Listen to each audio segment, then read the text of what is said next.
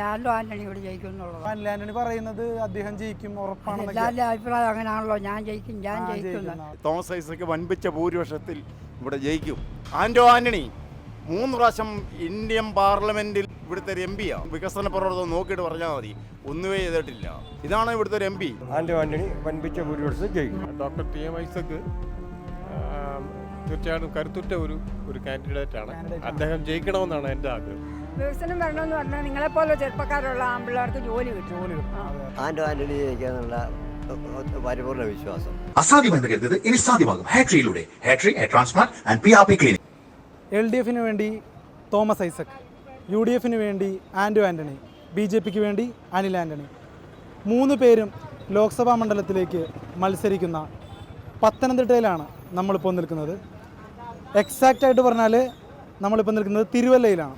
അപ്പോൾ ഇവിടുത്തെ ജനങ്ങളോട് തന്നെ ഈ ഒരു ഇലക്ഷന് ആരൊക്കെ ജയിക്കാനാണ് സാധ്യത എന്ന് നമുക്ക് ചോദിക്കാം. പത്തനംതിട്ടയിൽ ലോക്സഭ തെരഞ്ഞെടുപ്പ് നടക്കാൻ പോവുകയാണ്. ആർക്കാണ് വിജയ സാധ്യത? തോമസ് ഐസക്കിന്. എന്താണ് ഇത്ര ഉറപ്പിൽ പറയാൻ? ഉറപ്പ് പറയാനുള്ളത് കാരണം എന്ന് പറഞ്ഞാൽ ആന്റണി 3 പ്രാവശ്യം ഇന്ത്യൻ പാർലമെന്റിലെ ഇവിടുത്തെ ഒരു MP ആണ്. നിങ്ങൾ നോക്കണം, പത്തനംതിട്ട ജില്ലയിൽ ഏറ്റവും കൂടുതൽ ഒറ്റ റെയിൽവേ സ്റ്റേഷനേ ഉള്ളൂ, തിരുവല്ല റെയിൽവേ സ്റ്റേഷൻ. നിങ്ങൾ അതിൻ്റെ വന്ന് വികസന പ്രവർത്തനം നോക്കിയിട്ട് പറഞ്ഞാൽ മതി, ഒന്നുമേ ചെയ്തിട്ടില്ല. ഈ പ്രാവശ്യം ഒരു മാറ്റം വേണം. ഒരു പാവം പിടിച്ച ലോട്ടറി കച്ചവടക്കാരന് ഞങ്ങളെല്ലാം ഇത് പറയുന്നത്.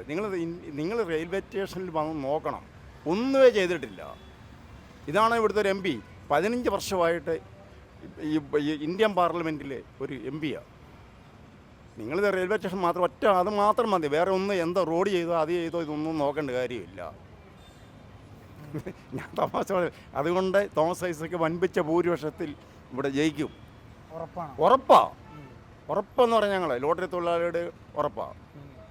ഈ മകൻ മകൻ അത് പറഞ്ഞുണ്ടല്ലോ, ഈ കഴിഞ്ഞ പ്രാവശ്യം ശബരിമല വിഷയത്തിൽ കത്ത് ചെയ്യുന്ന സമയത്ത് ഈ മറ്റേ സുരേന്ദ്രൻ പിടിച്ച വോട്ടിന്റെ പകുതി പോലും പിടിക്കത്തില്ല. ഇത് അങ്ങനത്തെ ഒരു മണ്ഡലോ ഉറപ്പാണെന്ന് പുള്ളി തന്നെ പറയുന്നു. ആരെ? പുള്ളിയല്ലല്ലോ നോക്കിയ, പുള്ളിക്ക് ഈ മണ്ഡലത്തിൽ വോട്ട് പോലും ഇല്ലല്ലോ. അനിൽ ആന്റണിക്ക് ഇവിടെ വോട്ട് പോലും ഇല്ല. ആണോ? പുള്ളി പിന്നെ എങ്ങനെയാണെന്ന് പറയുന്നത്? സുരേന്ദ്രനെ ഇവിടെ BJP കത്തി എന്നൊരു സംവിധ ഈ ശബരിമല വിഷയം, എന്നിട്ട് പോലും ഇവിടെ ഒന്നും സംഭവിച്ചില്ല. പിന്നെ എങ്ങനെ ഈ സുരേന്ദ്രൻ അയാൾ പിടിച്ച പകുതി വോട്ട് പോലും പിടിക്കത്തില്ലെന്നുള്ള ഉറപ്പുണ്ട്. ഓരോ വീട് കയറി ഇറങ്ങുന്ന ഇതുകൊണ്ട് ഞാൻ പറഞ്ഞത് ജയിക്കത്തില്ല. തോമസ് ഐസക്കിനെ കുറിച്ച് പൊതുവേ ഒരു ജനാഭിപ്രായം എന്താണ്? ആരാ? തോമസ് ഐസക്കിനെ കുറിച്ചുള്ള പൊതുവേ നല്ലൊരു ഈ കഴിഞ്ഞ ധനകാര്യമന്ത്രിയായിട്ട് 2 പ്രാവശ്യം ഇരുന്നു, 20 പ്രാവശ്യം നിയമസഭയിൽ MLA ആയി. നല്ലൊരു വ്യക്തിയാണ് പുള്ളി. പുള്ളി ഈ പ്രാവശ്യം പാർലമെന്റിൽ പോകണമെന്ന എൻ്റെ ഒരു ആഗ്രഹം. അപ്പോൾ ഈ തോമസ് ഐസക്കിനെതിരെ ചില ആരോപണങ്ങളും അതിങ്ങനെ വരും. നരേന്ദ്രമോദി ഇവിടെ പിണറായി വിജയനെ പറ്റി എല്ലാം ഇങ്ങനെ പറയുന്നില്ല, കുറ്റം പറയാൻ ഇങ്ങനെ ഉണ്ട്. അത് വരട്ടെ, ED അന്വേഷിക്കട്ടെ. പിണറായി വിജയനെ കഴിഞ്ഞ മുഖ്യമന്ത്രിയായിരുന്ന സമയത്ത് കഴിഞ്ഞ ഇതിലും ഉണ്ടല്ലോ, ED ഒക്കെ വന്ന് ഇവിടെ എല്ലാം പോയിട്ട് എന്തോ സംഭവിച്ചു. ED സ്വർണ്ണക്കടത്ത് ഇതെല്ലാം വന്ന് നിങ്ങൾക്കെല്ലാം അറിയാവുന്നല്ലേ, എന്നെക്കാട്ടും കൂടുതൽ നിങ്ങൾക്ക് അറിയാമല്ലോ. ഒന്നും കേരളത്തിൽ സംഭവിച്ചില്ല. കേരളത്തിൽ ചങ്കുറ്റമായിട്ട് പിണറായി വിജയൻ മുന്നോട്ട് പോകും. ഇനി ഒന്നുകൂടെ വരും. 3ാമത് ഉറപ്പാന്ന് പറഞ്ഞാൽ നമുക്കറിയാം. ED ഇവിടെ വന്നിട്ടുണ്ടല്ലോ, BJP-യെ സഹായിക്കാൻ വേണ്ടി ED കുറെ രംഗത്തിറങ്ങി ഇവിടെ ചെയ്തിരിക്കുക. അത് ഞങ്ങൾക്ക് ഇവിടെ ഒന്നും സംഭവിക്കത്തില്ല. ഒന്നുമില്ല. അപ്പോൾ ഇവിടെ പത്തനംതിട്ടയിൽ തോമസ് ഐസക് ജയിക്കും. ഭൂരിപക്ഷത്തിൽ ജയിക്കും. ഉറപ്പാണ്. ചേട്ടൻ്റെ പേരെന്തായിരുന്നു? എൻ്റെ പേര് ദേവരാജ്. പൊന്നുമോനെന്ന് അറിയപ്പെടും. Thank you so much. Pathanamthitta Lok Sabha തെരഞ്ഞെടുപ്പിന് ഏതാനും ദിവസങ്ങളേ ഉള്ളൂ. 3 ശക്തരായ നേതാക്കൾ മത്സരിക്കുന്നുണ്ട്. തോമസ് ഐസക്, ആന്റണി, അനിൽ ആന്റണി. ഇതിലാര് ജയിക്കും എന്നാണ് ചേട്ടന് തോന്നുന്നത്? ആര് ജയിച്ചാലും നമുക്കൊരു ഗുണവുമില്ല. ഒരു ഗുണവുമില്ല. നമ്മൾ ജോലി ചെയ്താൽ നമുക്ക് നിൽക്കാം. അല്ലാതെ ഇവർ ജയിച്ചിട്ടൊന്നും ഒരു കാര്യം നമുക്കൊന്നുമില്ല. ആര് ജയിക്കും എന്നാ തോന്നുന്നത്? 3 പേരുണ്ട്. Antony Congress, Anil Antony BJP, Thomas Isaac LDF. ഇതിലാർക്കാ ഒരു സാധ്യത?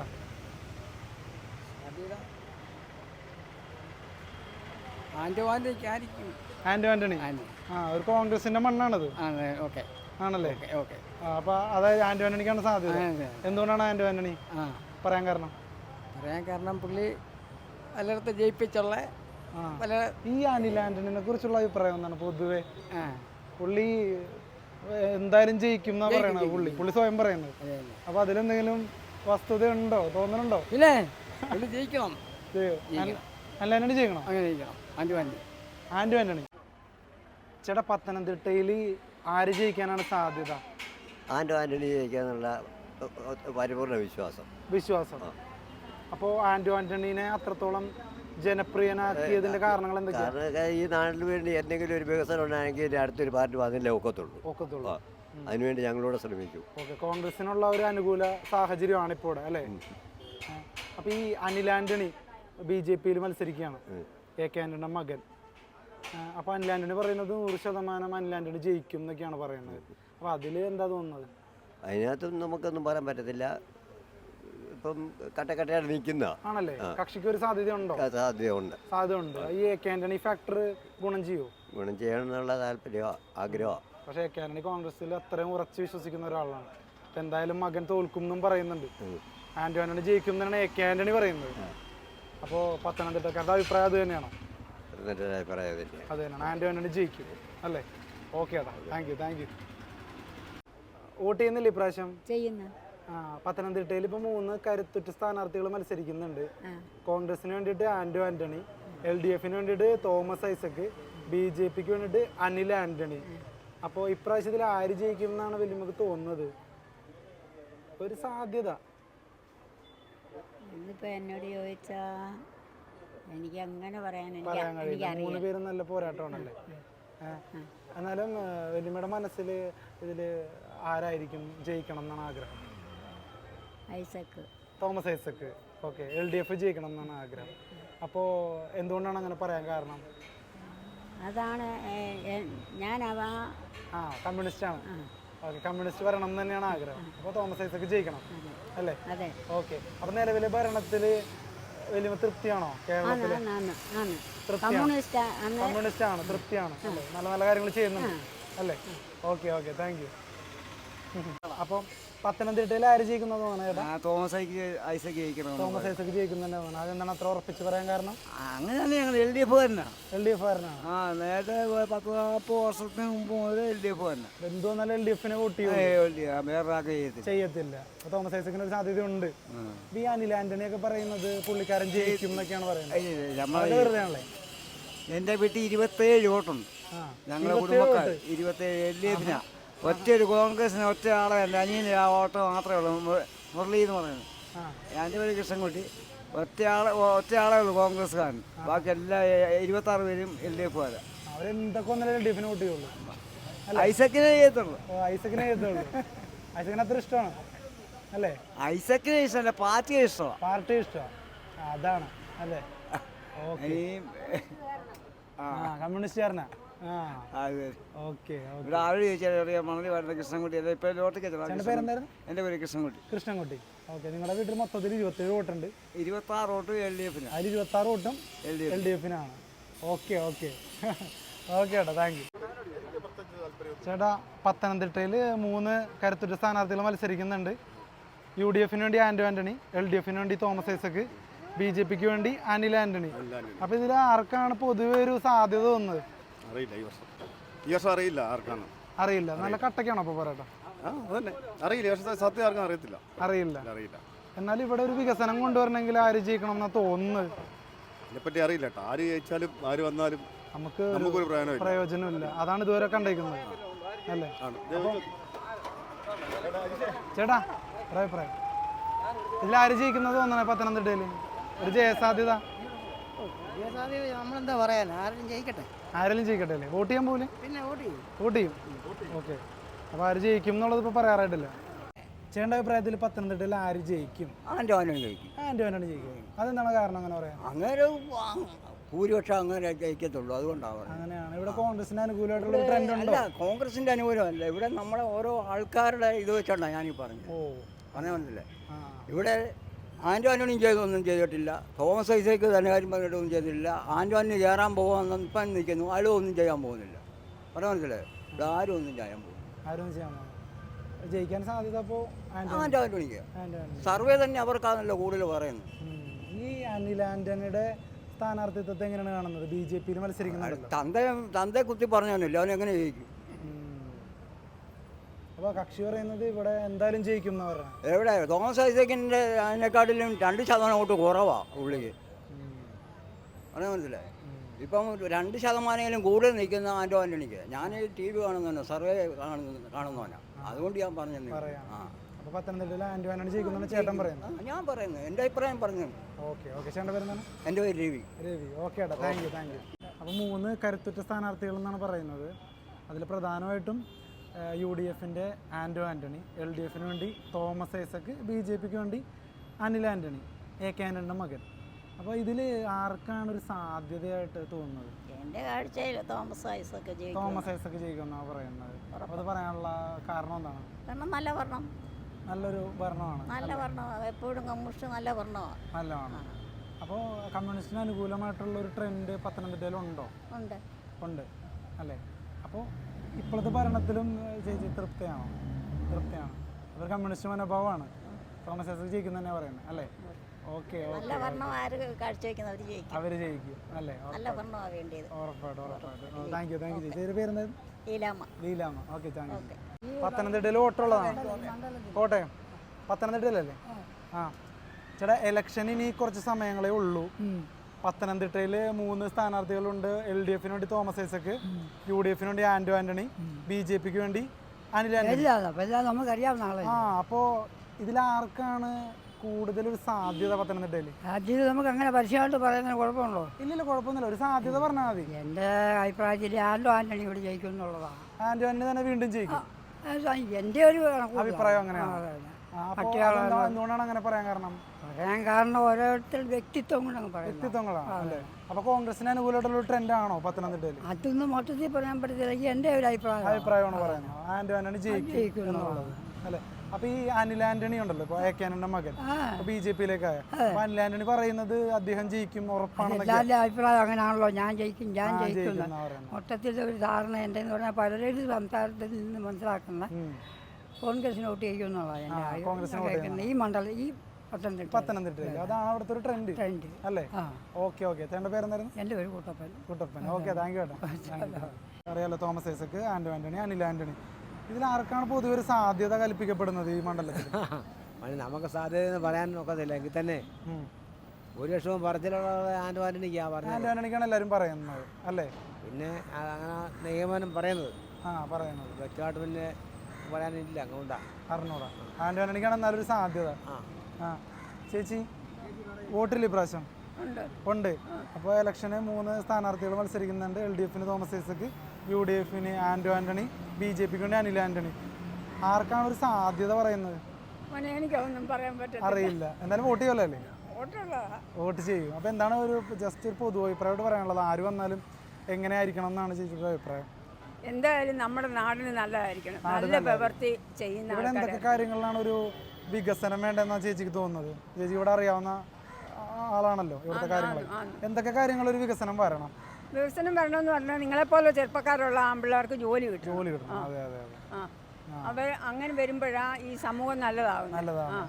അതെനിക്ക് പറയാൻ പറ്റും. അത് വിദേശത്തൊക്കെ പോവാതെ ഇവിടെ തന്നെ ജോലിയൊക്കെ ചെയ്യാനുള്ള അവസരം ഉണ്ടാവും. നല്ല കാര്യം, വളരെ നല്ല കാര്യം. ചേച്ചിയുടെ പേരെന്താണ്? എൻ്റെ പേര് രമണി. ഓക്കെ, താങ്ക് യു ചേച്ചി. പത്തനംതിട്ടയിൽ തെരഞ്ഞെടുപ്പിൻ്റെ നാളുകൾ എടുത്തുകൊണ്ടിരിക്കുകയാണ്.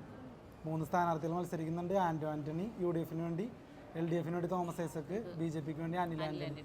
ആർക്കാണ് ഒരു സാധ്യത പറയുന്നത്? ആൻറ്റോ ആൻ്റണി. എന്തുകൊണ്ടായിരിക്കും ആൻറ്റോ ആൻ്റണിക്ക് വീണ്ടും വോട്ട് ചെയ്യാനായിട്ടൊരു താല്പര്യം പത്തനംതിട്ടക്കാർക്ക്? അവർ കയറിയ എന്തായാലും മാറ്റങ്ങൾ വരും. അപ്പോൾ ഒരു കോൺഗ്രസിന് അനുകൂലമായിട്ടുള്ള ട്രെൻഡ് ഇവിടെ ഉണ്ടോ? ഉണ്ട്. ഉറപ്പാണ് അല്ലേ? അപ്പോൾ നിലവിലെ ഭരണത്തോടുള്ളൊരു എതിർപ്പും അതിനൊരു കാരണമാണോ? കാരണമാണ് അല്ലേ? അപ്പോൾ പത്തനംതിട്ട ആൻറ്റോ ആൻ്റണി ജയിക്കും ഉറപ്പാണ്? ഓക്കെ. ചേച്ചിയുടെ പേരെന്താണ്? ഓക്കെ, താങ്ക് യു ചേച്ചി. 3 സ്ഥാനാർത്ഥികൾ. LDF വേണ്ടി തോമസ് ഐസക്ക്, UDF വേണ്ടി ആൻറ്റോ ആൻ്റണി, BJP വേണ്ടി അനിൽ ആൻ്റണി. പൊതുവെ ഇവിടുത്തെ ട്രെൻഡ് എങ്ങനെയാണ്? ആര് ജയിക്കും എന്നാണ് തോന്നുന്നത്? തോമസ് ഐസക്. തോമസ് ഐസക്. എന്തായിരിക്കും തോമസ് ഐസക്കിന് അത്ര മുൻതൂക്കം കൊടുക്കുന്നത്?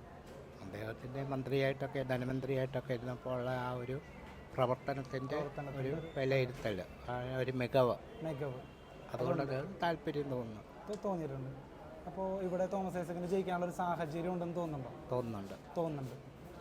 ഈ അനിൽ ആൻ്റണി അറിയാലോ, കാനഡ മകൻ, ഇപ്പോൾ BJP-യിലാണ്. അപ്പോൾ കക്ഷി പറയുന്നത് കക്ഷി തന്നെ ജയിക്കും എന്നൊക്കെയാണ് വളരെ ആത്മവിശ്വാസത്തോടെ പറയുന്നത്. അപ്പോൾ അത്തരത്തിലൊരു സാധ്യതയുണ്ടോ? എല്ലാവർക്കും അങ്ങനെ ആത്മവിശ്വാസമുണ്ട്. എല്ലാ സ്ഥാനാർത്ഥികൾക്കും അങ്ങനെ ഒരു ആത്മവിശ്വാസമാണ്. അതെ. അപ്പോൾ തോമസ് ഐസക് ചെയ്യുന്ന ചേട്ടൻ പറയുന്നല്ലേ? പേരെന്തായിരുന്നു? Binu Gopal. Okay, thank U. ചേട്ടാ, പത്തനംതിട്ടയിലെ ഇലക്ഷൻ, ലോക്സഭ ഇലക്ഷൻ അടുത്തുകൊണ്ടിരിക്കുകയാണ്. 3 കരുത്തുറ്റ സ്ഥാനാർത്ഥികൾ മത്സരിക്കുന്നുണ്ട്. UDF-ന് വേണ്ടി ആന്റോ ആന്റണി, LDF-ന് വേണ്ടി തോമസ് ഐസക്, BJP-ക്ക് അനിൽ ആന്റണി. അപ്പോൾ ചേട്ടൻ്റെ ഒരു താല്പര്യത്തിൽ ആര് ജയിക്കുന്നത്? ആന്റോ ആന്റണി വൻപിച്ച ഭൂരിപക്ഷത്തിൽ ജയിക്കും. എന്തുകൊണ്ടാണ് അങ്ങനെ പറയാൻ കാരണം? തികച്ചും UDF-നാണ് ഇവിടെ സാധ്യത കൂടുതൽ. UDF-ന് അനുകൂലമായിട്ടുള്ള ഒരു ട്രെൻഡാണ്. പത്തനംതിട്ട ഇവിടെ മണ്ഡലത്തിൽ UDF-നാണ് സാധ്യത. ആന്റോ ആന്റണി ജയിക്കും. ആന്റോ ആന്റണി ഉറപ്പായിട്ട് ജയിക്കും. ജയിച്ചു. ഓക്കെ. അപ്പോൾ താങ്ക് യു. ചേട്ടാ, പത്തനംതിട്ടയിലെ ഇലക്ഷൻ അടുത്തുകൊണ്ടിരിക്കുകയാണ്. അപ്പോൾ ഇതിലേതെങ്കിലും സ്ഥാനാർത്ഥികൾക്ക് മുൻതൂക്കമായിട്ട് എന്തെങ്കിലും തോന്നുന്നുണ്ടോ? അല്ലെങ്കിൽ ചേട്ടൻ്റെ അഭിപ്രായം എന്താണ്? സ്ഥാനാർത്ഥികൾ മുൻതൂക്കം ഉണ്ടോ എന്ന് ചോദിച്ചു കഴിഞ്ഞാൽ കഴിഞ്ഞ 15 വർഷമായിട്ട് UDF ജയിച്ചുകൊണ്ടിരിക്കുന്നത്. അതെ. പിന്നെ നമുക്ക് തീർത്തും പറയാൻ പറ്റില്ല ആര് ജയിക്കും ആര് തോക്കുമെന്ന് പറയാൻ പറ്റാത്ത സാഹചര്യം. കാരണം അങ്ങനെ ആയതുകൊണ്ട് നമുക്ക് പറയാൻ പറ്റത്തില്ല. കാരണം ഞങ്ങൾ ജോലി ചെയ്താൽ ഞങ്ങൾക്ക് ജീവിക്കാം. അല്ലാതെ ആര് ജയിച്ചാലും ഞങ്ങൾ കഷ്ടപ്പെടാതെ ജീവിക്കാൻ പറ്റത്തില്ല. അതെ. അപ്പോൾ ഇവിടെ വേറെ പ്രത്യേകിച്ചൊരു വികസനമൊക്കെ കൊണ്ടുവരാത്തതുകൊണ്ടാണ് ഇങ്ങനത്തെ ഒരു നിലപാട് പറയണത്. വികസനം എന്ന് പറയുന്നത് ഇവിടെ എന്ത് വികസനം വന്ന് 15 വർഷമായിട്ട് വികസനം വന്നില്ല. പിന്നെ ഇനി ഒരു വികസനം വരുമെന്ന് ചിലരുണ്ട് റെയിൽവേ സ്റ്റേഷൻ്റെ പരിതാപകരമാണ്. എത്ര 8-10 ട്രെയിൻ നിർത്താതെ പോകുന്നുണ്ട്. അത് നമുക്ക് താങ്ങാനാവാത്തൊരു കാര്യം. കാരണം മാവേലിക്കരയിലാണെങ്കിൽ ഇപ്പം കൊടിക്കുന്ന് സുരേഷ് ആണെങ്കിൽ അവിടെ എല്ലാ സ്റ്റേഷനും, ആലപ്പുഴ ജില്ലയിൽ ഏറ്റവും കൂടുതൽ റെയിൽവേ സ്റ്റേഷൻ ഉള്ളത് ആലപ്പുഴ ജില്ലയിലാണ്. അവിടെ കായംകുളത്ത് വണ്ടി നിർത്തും, ചെങ്ങന്നൂർ വണ്ടി നിർത്തും, ബാക്കി എല്ലാ മിക്ക സ്റ്റേഷനും വണ്ടി നിർത്തും. പത്തനംതിട്ടയുടെ ഏക റെയിൽവേ സ്റ്റേഷനാണ് തിരുവല്ല എന്ന് പറയുന്നത്. അവിടെ എത്ര ട്രെയിനുകൾ നിർത്താതെ പോകുന്നു. ഇതൊക്കെ ആരും ഉത്തരവാദിത്ത കുറവുണ്ട്. അപ്പോൾ ഇതിൻ്റെയൊക്കെ ഒരു പരാതിയൊക്കെ എത്തിച്ചിട്ടുണ്ടോ? പരാതികൾ പറഞ്ഞാലും അത് വെള്ളത്തിൽ നമ്മൾ ചുണ്ണാമ്പ് വെച്ച് വരയ്ക്കുന്ന പോലെ ആകത്തുള്ളൂ. അല്ലാതെ നമുക്കൊരു ഇതില്ല, ഒരു സൊല്യൂഷൻ ഇല്ല. അപ്പോൾ ഇനി ആര് വന്നാലും ഇവിടെ വരേണ്ട വികസനങ്ങൾ ഒരു സാധാരണക്കാരൻ എന്നുള്ള നിലയിൽ ചേട്ടന് തോന്നുന്നത് എന്തൊക്കെയാണ്? എന്തൊക്കെ കാര്യങ്ങളാണ് ശ്രദ്ധിക്കേണ്ടത്? ശ്രദ്ധിക്കേണ്ട കാര്യം ഒന്ന്, നമുക്ക് പ്രത്യേകിച്ച് പത്തനംതിട്ട എന്ന് പറഞ്ഞാൽ ഒരുപാട് വികസനം നടക്കേണ്ട ഒരു ജില്ലയാണ് പത്തനംതിട്ട എന്ന് പറയുന്നത്. നമുക്ക് ഒരുപാട് കാര്യങ്ങൾ നടത്താറുണ്ട്. പക്ഷേ പത്തനംതിട്ടയെക്കുറിച്ച് പറഞ്ഞു കഴിഞ്ഞാൽ നമുക്ക് ഒരു നല്ലൊരു ജില്ലയാക്കി എടുക്കാനുള്ള ഒരു പ്രവണതയുണ്ട്. പക്ഷേ അത് ഇങ്ങനെ അങ്ങ് പോയിക്കൊണ്ടിരിക്കും. എല്ലാ സാഹചര്യങ്ങളും ഉണ്ട്, പക്ഷേ ശ്രമിക്കുന്നില്ല. ആ ശ്രമം ഉണ്ടായിരുന്നെങ്കിൽ ഈ പത്തനംതിട്ടയിലെ തിരുവല്ല താലൂക്കും പത്തനംതിട്ടയ്ക്ക് ഏത് രീതി വളർന്നതിനെന്നറിയാമോ? ഏക റെയിൽവേ സ്റ്റേഷനായ തിരുവല്ലയ്ക്ക് സ്റ്റേഷന് പോലും വളർച്ചയില്ലാത്ത സ്ഥിതിക്ക് ഇനി ഈ നാടെങ്ങനെ വികസിപ്പിക്കും? പത്തനംതിട്ട എങ്ങനെ വലുതാവും? ഞാൻ നോക്കിയിട്ട് പത്തനംതിട്ട ഇങ്ങനെയൊക്കെ തന്നെ ഉള്ളൂ. ഇനി അതിൻ്റെ അകത്ത് മേലോട്ടൊന്നും പോകാനില്ല. ആ ഒരു രീതിയിലായി. ആര് വന്നാലും ഇതാണ് അവസ്ഥയെന്നാണ് പറയുന്നത്. വന്നാലും ഇപ്പോൾ ഈ അവസ്ഥയെന്ന് നമുക്ക് പറയാൻ പറ്റത്തുള്ളൂ. പിന്നെ വന്നു കഴിഞ്ഞ് ഒരു മാറ്റം സംഭവിച്ചാൽ ആരെന്ത് ചെയ്യുമെന്ന് നമുക്ക് അത് 5 വർഷം കൂടി ഇന്ന് കണ്ടെങ്കിൽ നമുക്ക് മനസ്സിലാക്കാൻ പറ്റത്തുള്ളൂ. അത് ആര് വന്നാലും മാറ്റം വരികയാണെങ്കിൽ നമുക്ക് ഈ 5 വർഷം കൊണ്ട് എന്ത് ചെയ്യാൻ കഴിയുമോ അത് നമ്മൾ മനസ്സിലാക്കണം. എൻ്റെ ഒരു ജോലി. അപ്പോൾ ഇതിൽ 3 സ്ഥാനാർത്ഥികളുണ്ട്. അപ്പോൾ ഇതിൽ ആർക്കാണ് ഒരു സാധ്യത കൂടുതലെന്ന് പറയാൻ ചേട്ടൻ്റെ അഭിപ്രായത്തിൽ? ഇനിയിപ്പോൾ ആര് ജയിച്ചാലും ഇവിടെ എന്തൊക്കെ കാര്യങ്ങളാണ് ശ്രദ്ധിക്കേണ്ടതെന്ന് പറയാനായിട്ട്? ആര് ജയിച്ചെന്ന് പറഞ്ഞാൽ അവനവൻ്റെ പോക്കല്ലേ ഇവർക്കില്ല, അതായത് നമുക്കൊരു പ്രയോജനമില്ല. ഞങ്ങൾ സ്റ്റാറ്റിൽ കിടക്കുന്നത് ഇവരെ കണ്ടുവരുന്നത്, അതായത് കണ്ടുവരുന്നത്. നമുക്കൊരു ഗുണം പോലും ഇല്ല, ഒരു വികസനവും ഇല്ല. ഇനിയിപ്പോൾ എന്തൊക്കെ കാര്യങ്ങളാണ് ശ്രദ്ധിക്കേണ്ടത്? ഇപ്പോൾ ഒരു ഗുണം കിട്ടണമെങ്കിൽ എന്തൊക്കെ കാര്യങ്ങൾ ശ്രദ്ധിക്കണം? ഒരു ജനപ്രതിനിധി എന്തൊക്കെ ശ്രദ്ധിക്കണം? അത് നമ്മൾ പറയാൻ അറിയാമല്ലോ, ഇവിടെ അറിയാം. ഓക്കെ, ശരി.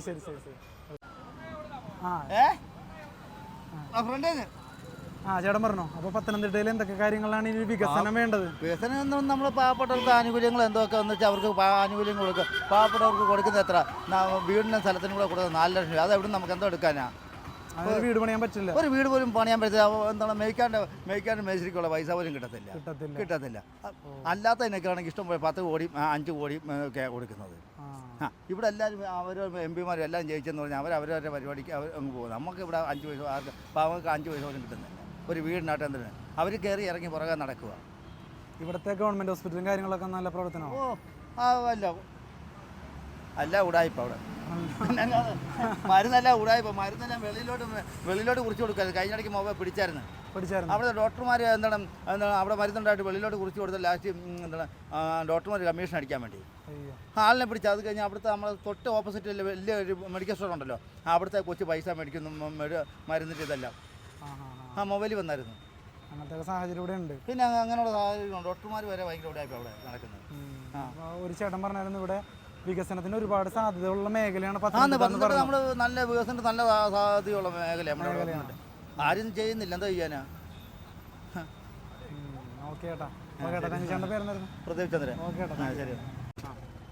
പത്തനംതിട്ടയിൽ ലോക്സഭ തെരഞ്ഞെടുപ്പ് വരികയാണ്. 3 സ്ഥാനാർത്ഥികൾ കരുത്തുറ്റ സ്ഥാനാർത്ഥികളാണെന്നാണ് പറയുന്നത്. തോമസ് ഐസക്, ആൻഡോ ആൻ്റണി, അനിൽ ആൻ്റണി. അപ്പോൾ ആര് ജയിക്കാനാണ് ഇവിടുത്തെ ഒരു സാധ്യത? അപ്പോൾ ചേട്ടൻ ഓട്ടോയിലൊക്കെ പോകുന്നുണ്ട്, അങ്ങനെ അതിൽ ടോക്കൊക്കെ നടക്കാറുണ്ടോ? ഇവിടുത്തെ സാധ്യത എന്ന് പറയുമ്പോൾ ഇവിടെ എപ്പോഴും ലോക്സഭാ തെരഞ്ഞെടുപ്പ് വരുമ്പോഴേ എപ്പോഴും UDF അനുകൂലമായിട്ടുള്ളൊരു ഒരു പരിസ്ഥിതിയാണ് സംജാതമാകുന്നത്. പക്ഷേ ആൻഡോ ആൻ്റണിയാണ് ഇവിടെ വിജയിക്കാൻ സാധ്യതയെന്ന് എനിക്ക് തോന്നുന്നത്. പക്ഷെങ്കിൽ ഡോക്ടർ TM ഐസക് തീർച്ചയായിട്ടും കരുത്തുറ്റ ഒരു കാൻഡിഡേറ്റാണ്. അദ്ദേഹം ജയിക്കണമെന്നാണ് എൻ്റെ ആഗ്രഹം. കാര്യം വെച്ച് കഴിഞ്ഞാൽ തീർച്ചയായിട്ടും അദ്ദേഹം ജയിച്ചു കഴിഞ്ഞാൽ തീർച്ചയായിട്ടും പത്തനംതിട്ടയുടെ ശബ്ദം